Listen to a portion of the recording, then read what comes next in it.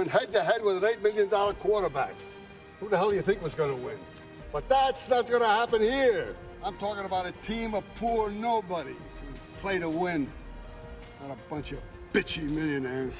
I'm thinking.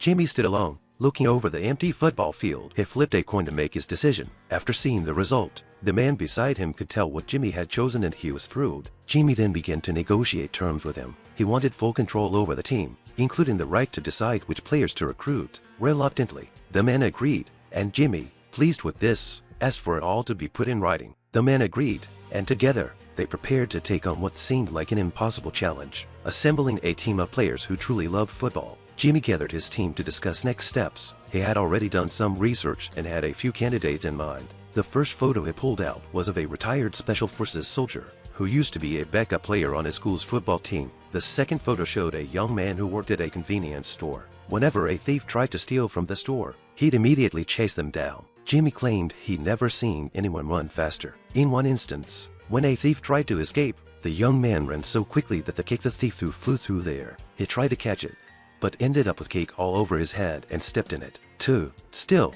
Jimmy believed he had potential. Next, he pointed out a pair of players known for their teamwork. Though they had been split up due to team changes and closures, they once had unmatched synergy. He then showed a photo of a scrawny-looking kid who surprisingly had enough strength to kick the ball across an entire football field. Finally, there was one last player. His name was familiar and the coaches had heard of him, but he hadn't played in a long time. Jimmy managed to track him down. His name was Sean. You know who I am? Yeah, Jimmy McGinty, the home coach from the 80s. And we met just before the Sugar Bowl. Will Jimmy be able to pull this team together?